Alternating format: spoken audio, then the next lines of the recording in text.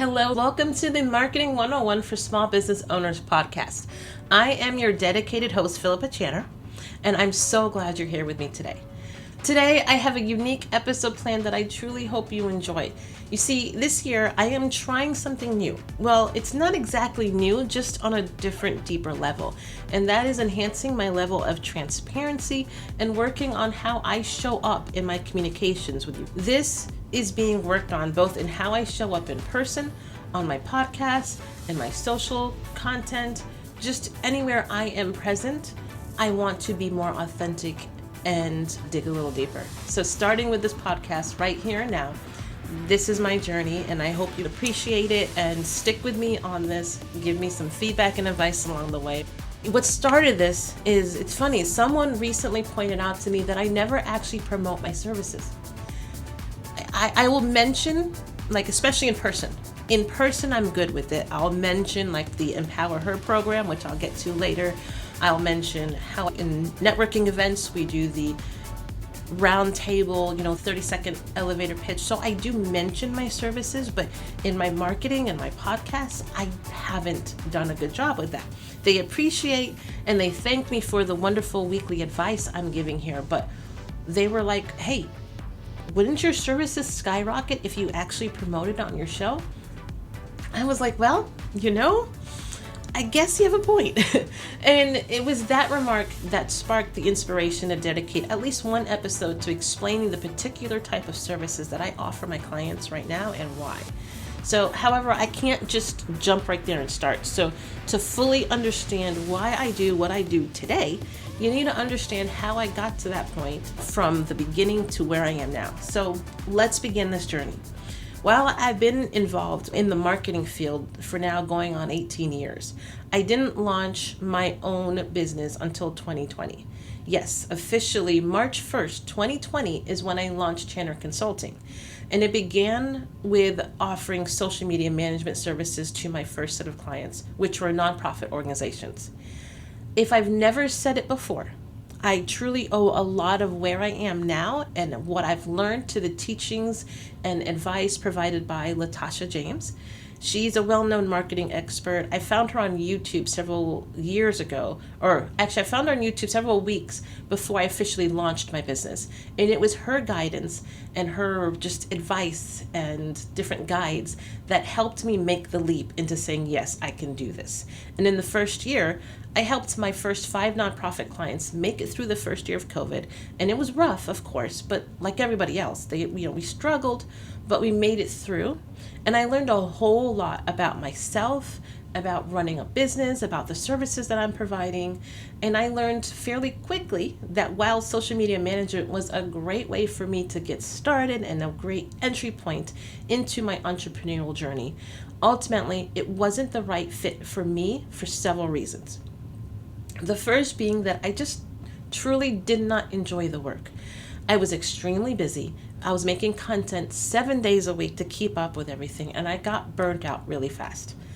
If that wasn't bad enough, the real core of it was that what propelled me to really keep going with the business that I was doing was that I didn't like the disconnect I was seeing between the content that we were creating for these organizations and the success of the organization as a whole.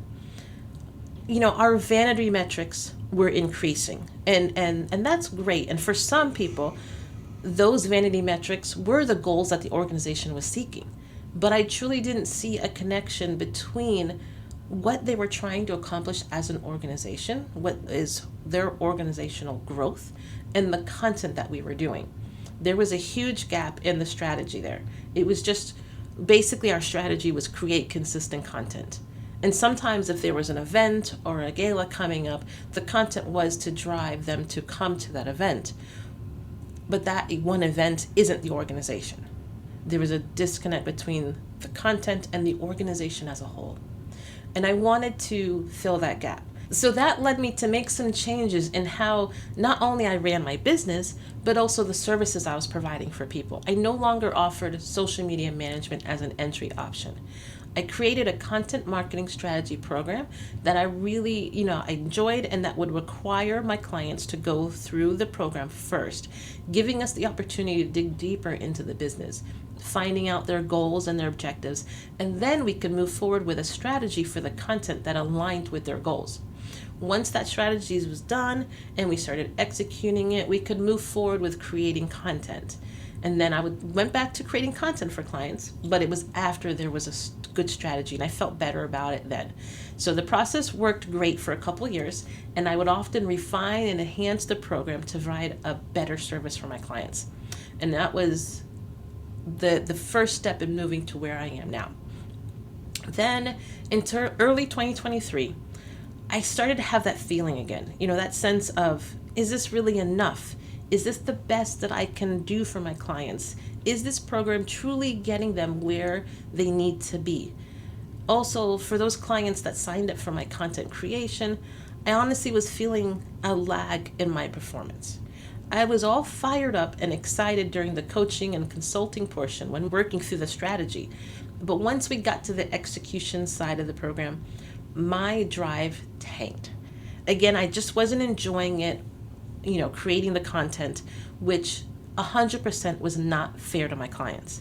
I realized that my talent and my services really needed to focus on showing up for my clients at the top of my game for the strategy. And then the best thing to do was to partner with another peer marketing professional for the execution. That solution was best for me and for my clients and for the marketing partner as well, because they were receiving referrals and they were getting clients and keeping them in business as well. And so it was a win-win for everybody when I really accepted that that was not my area of joy and gave it up and let it go. And I understood I wasn't able to make money, obviously, off of these clients anymore. So that was a huge setback in terms of that, but ultimately it was the best decision for everybody. All right, so now back to that feeling I had at the beginning of 2023 is this really enough?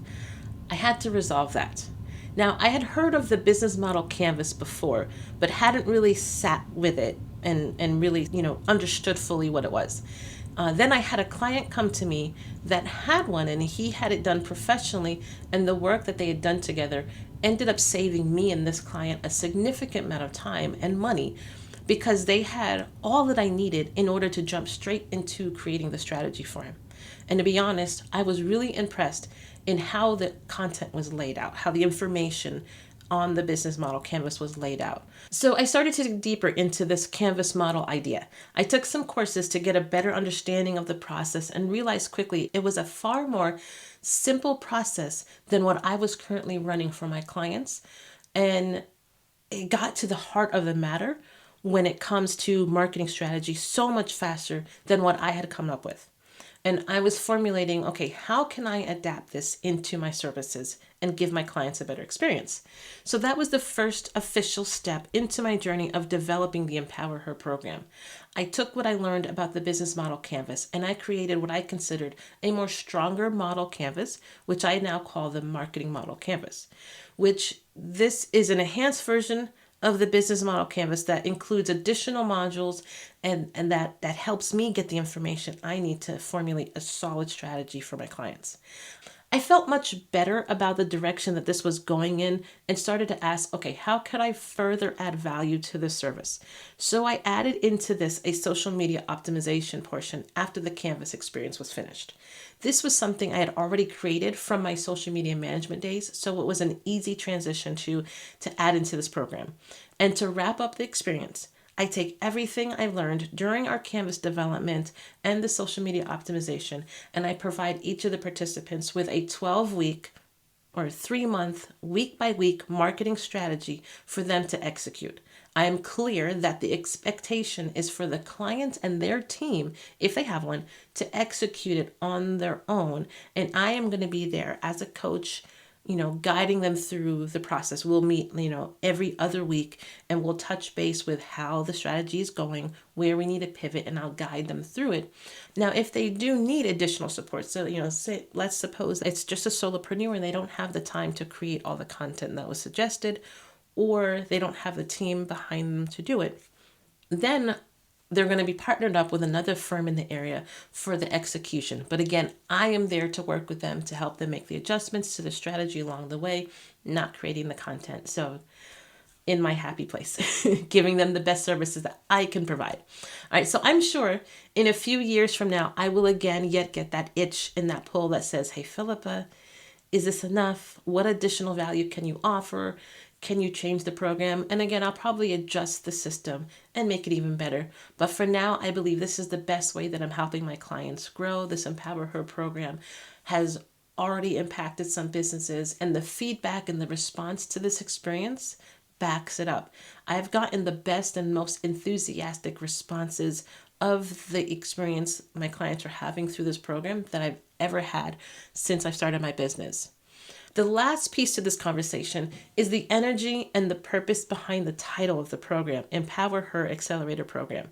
While I can and I always will accept male clients, I find this program makes a much stronger impact on my female audience.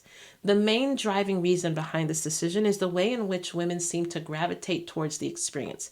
Because of its coaching nature, this program is designed to literally empower women to have a deeper understanding of their business and how to market it. I'm not here to run your marketing for you. I want you to feel equipped and empowered to do it confidently and with assurance and just with faith that you know you're making the best step. And of course, we're going to be pivoting and changing along the way, but you're doing it with confidence now and not just throwing spaghetti on the wall. So, however, many of the male clients that have come to me often come already confident in their marketing strategy and their tactics, even if it's not the right strategy. Well, that's another conversation. But they simply need a marketing expert to execute what they've already established. That way they can focus on what they do best, running their business. They just need somebody to come along and execute their plans, which by no means is a bad thing. I am happy that they have a clear direction and that they are in the position to hire somebody to help take on what is needed for their business. That is not a negative thing. It's just not what this program nor how I best serve my clients. There's not an alignment there. So I just really felt out of alignment with where they were in terms of what the services they needed. Again, which is just fine, and why I felt justified in my choice to make it clear that I'm here to empower her and to elevate her. So let me know if you have feedback or insight or experience on that as well. I've talked to other female entrepreneurs who have similar experiences, so I feel like I'm in a good place with that decision. All right, so there you have it. That is my story and journey of how I progressed over the years in the way I help clients. And I actually really enjoyed sharing the story with you. And I may make it a note to do content like this way more often. I really hope that you enjoyed hearing my journey. I know that the educational content that I share is extremely helpful. I get feedback on that often, but I also want to provide some insight into me, who I am, just so you can get to know me as a person as well. I know just how much I value and appreciate when I hear others share their journey and their stories, and I want to do my part and share as well. Until next time, this is Philippa Channer signing off. Please stay tuned for the next month. In the month of April, I am going to be going back to some of my roots and sharing on social media strategies. The topics I'm going to cover next month are going to include effective social media planning, utilizing emerging social media trends, and measuring social media ROI, or return of investment. And I'm going to wrap up the month with a message of my own business operations. I want to give you a quick rundown on the different software tools that I've been using to run my business and why. Hopefully I can suggest a tool that was going to help streamline your daily operations as well and make running your business just one step smoother for you. So make sure you are following or subscribed wherever you're listening so you don't miss out on any of those messages. So for now, for real, peace out.